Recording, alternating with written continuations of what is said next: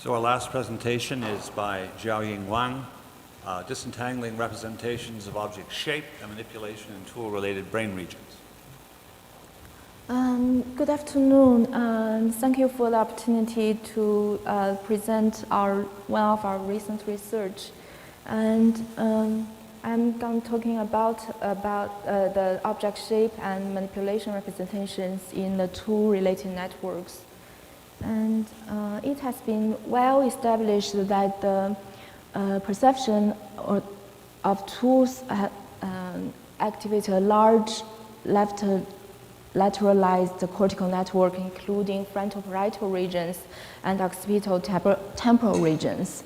And what are the exact roles of these regions in tool processing remains unclear.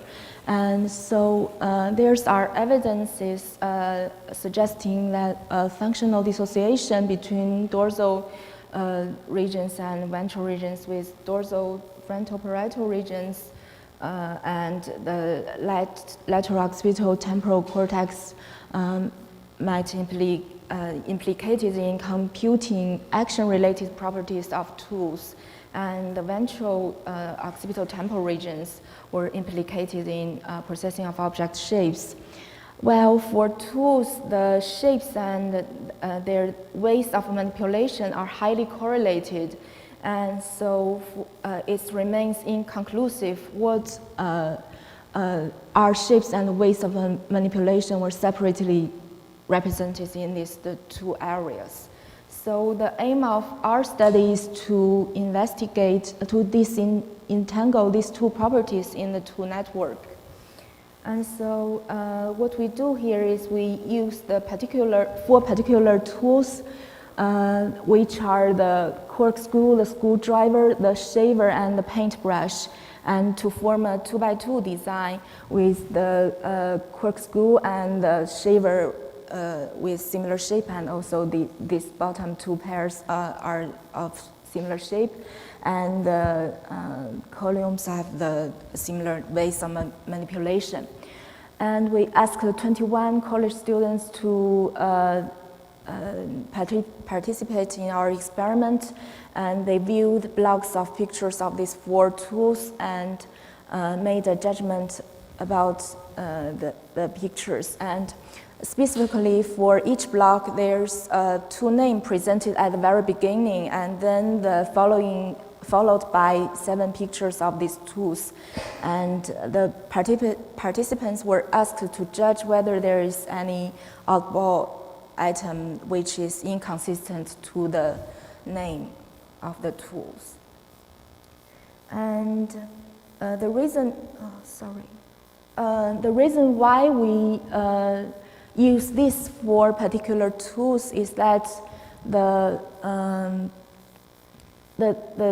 two pairs with similar shapes, they have quite different ways of manipulation, and it's also true for the two pairs with similar manipulation. They are quite different in shapes. So this makes it possible for us to disentangle these two properties. And so to investigate the shape and manipulation properties, we compute the information index, which have been used in Marius, a paper of Marius in 2012.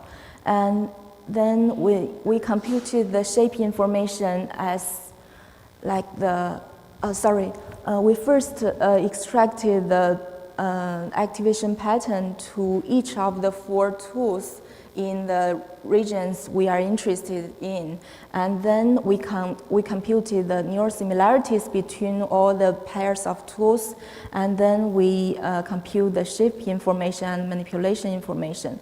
The shape information was computed as the differences between the mean correlations between two pairs with similar shapes and the mean correlations of the two pairs which are different in both dimensions, and similarly for the manipulation information. And to further controlling for the confounding effect, To further control for the confounding effect of one factor when investigating the other one, so we also collected behavior similarity ratings from an independent group of students. And here are the behavior results, and taken the investigation of manipulation information as example.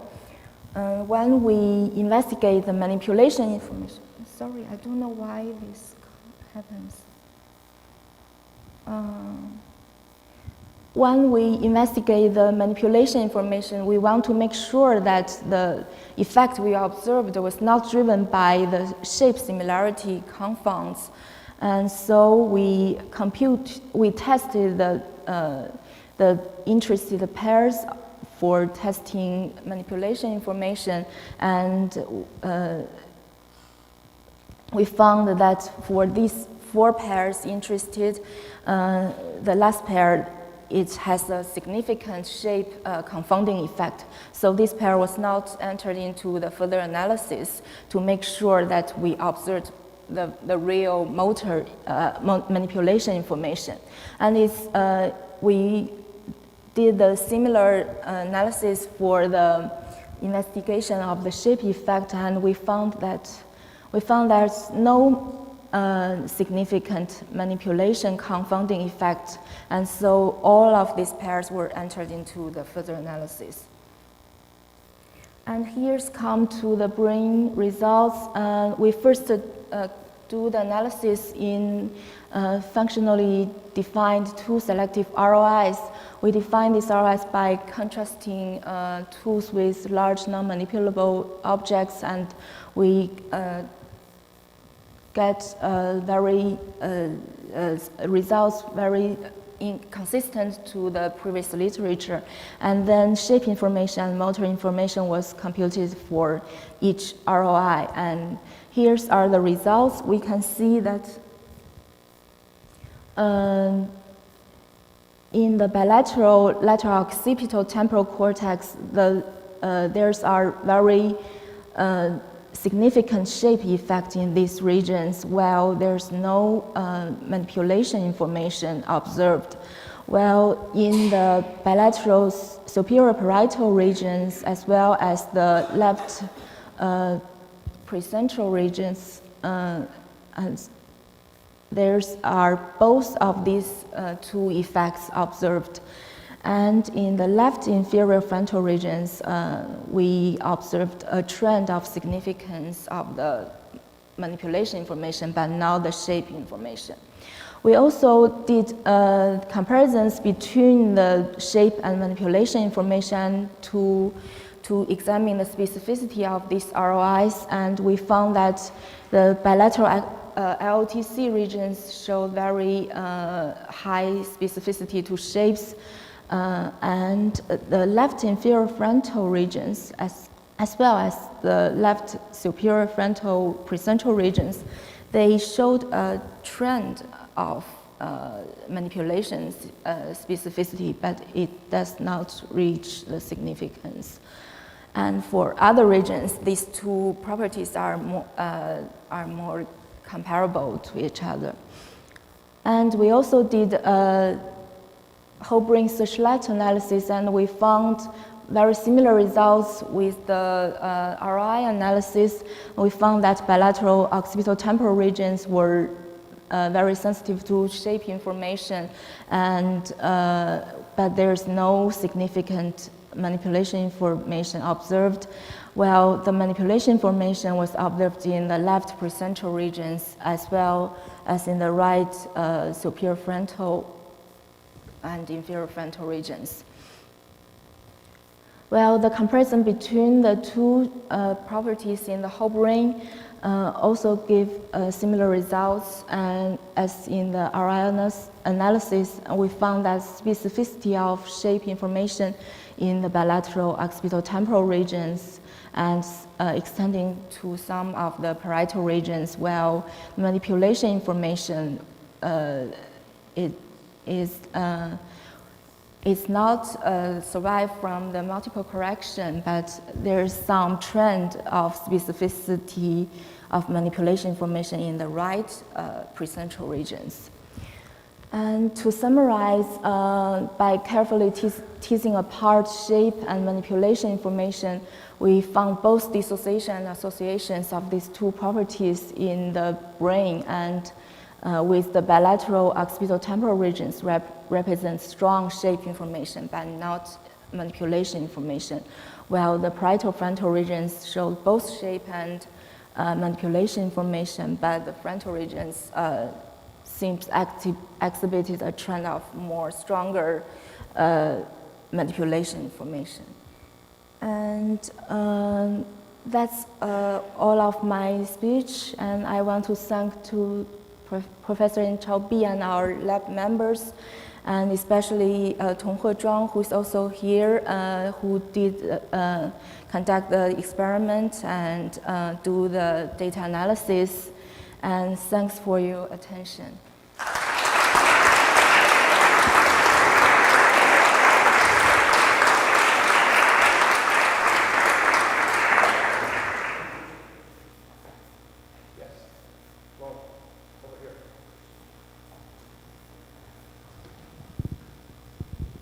That was a really nice talk, thank you. Do you think it's possible that one reason you were able to get such strong dissociations of manipulation information and shape information is that the manipulations you studied were really arm movement manipulations and not hand postural manipulations?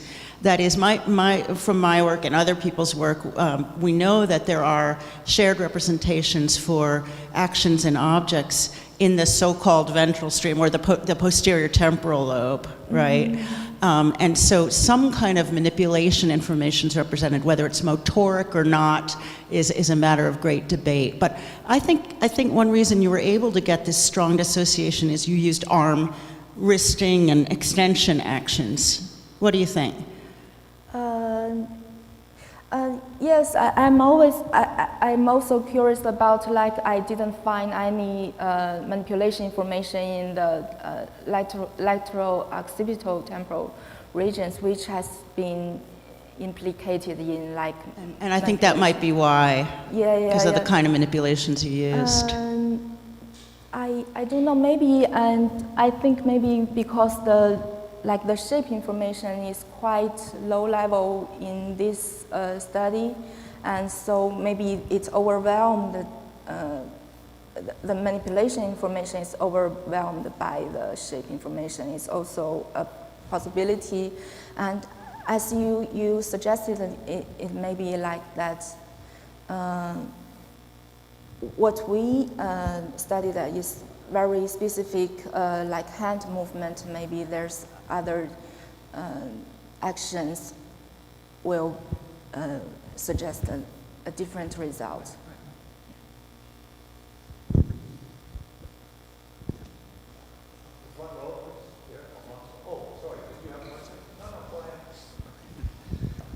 Thanks. I was just wondering on the latter plot, the whole brain analysis, you're looking at the manipulation more than shape, I think, there.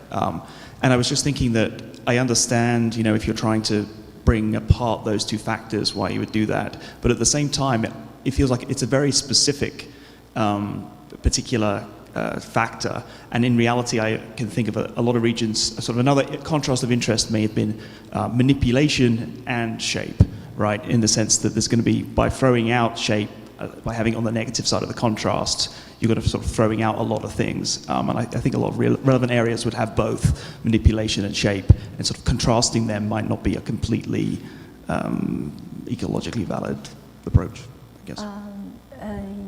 Yes, that's true. Thank you.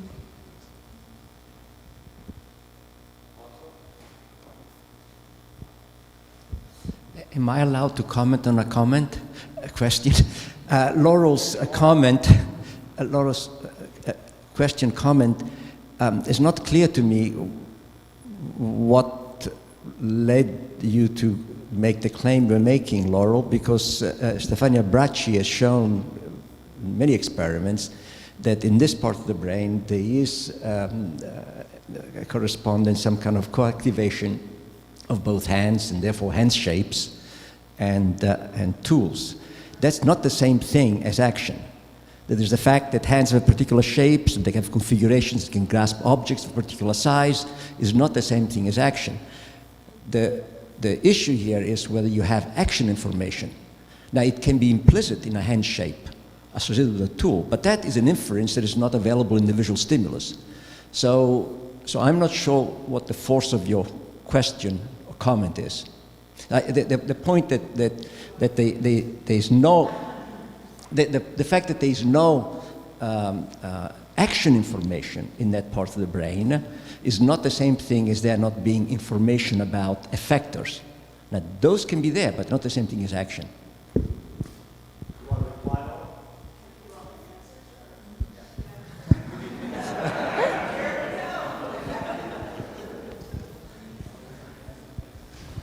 Actually, my comment really wasn't about action or not action, or about the format or the nature of the representation. It was actually about the body parts and the scale, the shape of the motion, perhaps. But so hand posture was not something that was explicitly that was used to.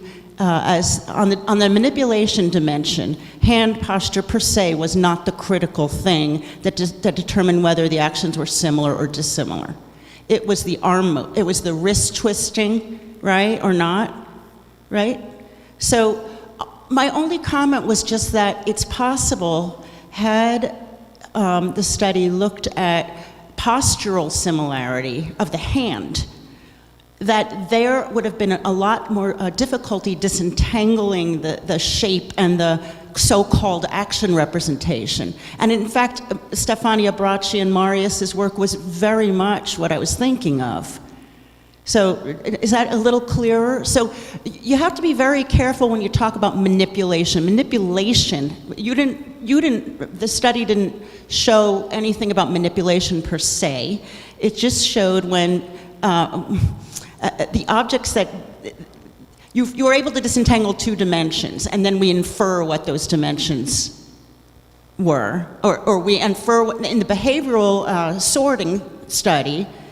Did people explicitly think about hand posture? Did they think about wrist posture, wrist movement? We don't know exactly how they determined the manipulation similarity, right? When we asked the participants to rate the hand gestures when using these tools, and so and they gave these manipulation similarity results.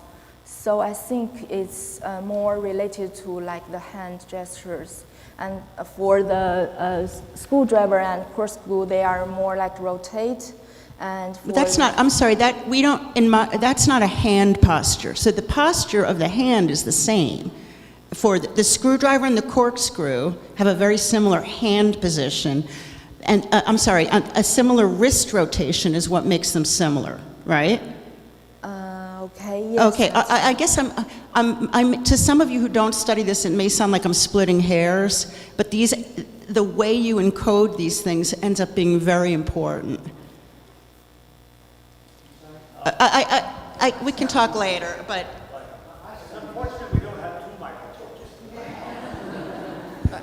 Let's not appeal to authority. I study these things too, Laurel, and I think that your analysis is wrong. That is, the claim is here that she's not finding an effect of manipulation. Then you can split the hairs, as you say, into looking at those that involve the hand and those that involve the arm and so on. We already know from the work you meant of Bracci and others that in fact in this area where you have tool effects, you also have hand effects and hand posture effects. That's known, but that is a claim about the hand. It is not a claim about function. And what she's testing is a very different hypothesis. She's saying, if you have a screwdriver, and a screwdriver has a particular function, is the function of the screwdriver that is driving this area? And what she's saying is no. It is not the function as such. The way in which a screwdriver works is that you have to do this kind of rotation and so on, and that is the motor element of the function of a screwdriver. So I don't see what you're objecting to. You're objecting to something she wasn't testing.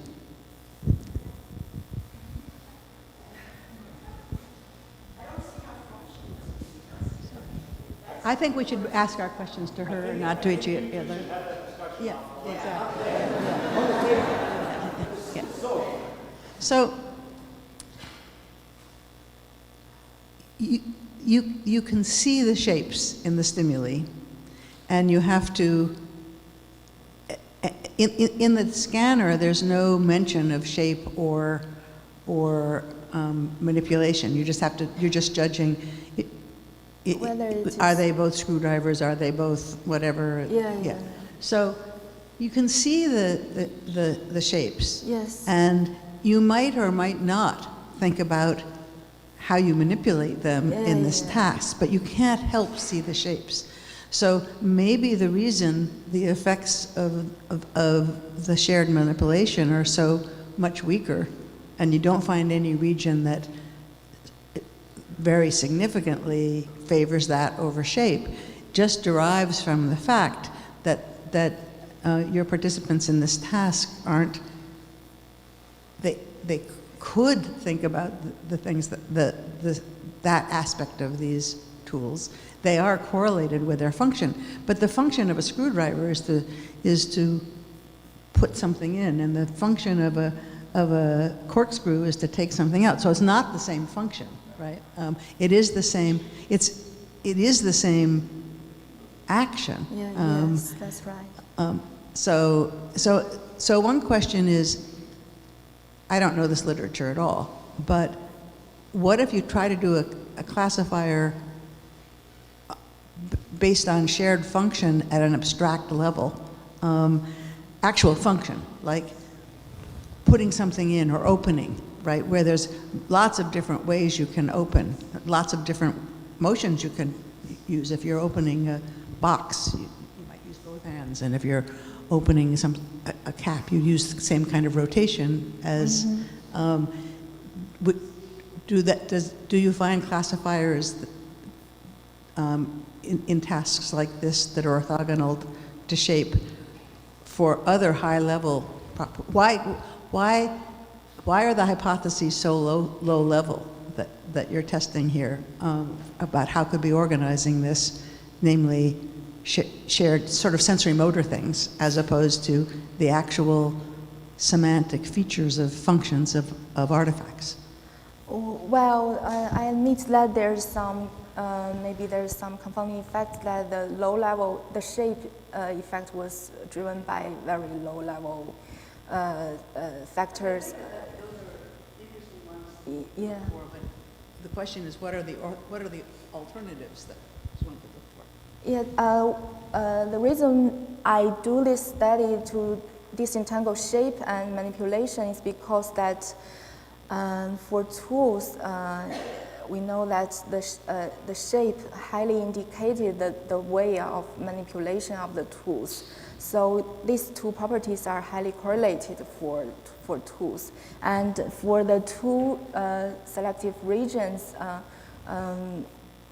which properties processed in these regions, and I'm interested in this.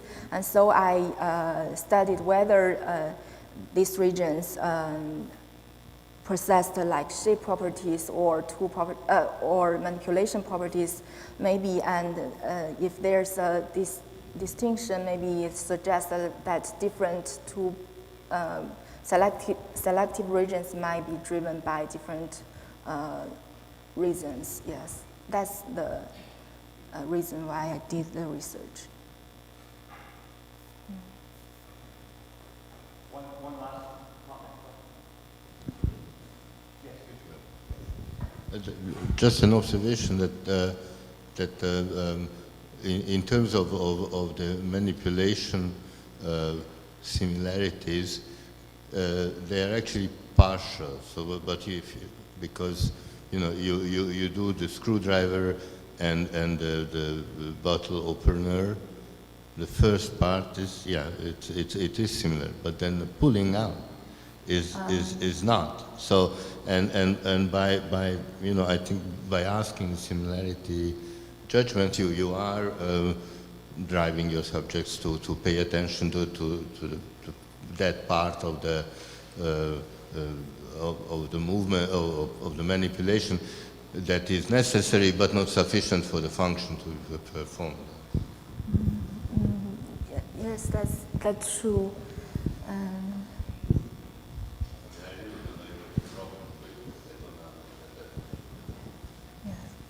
Yes.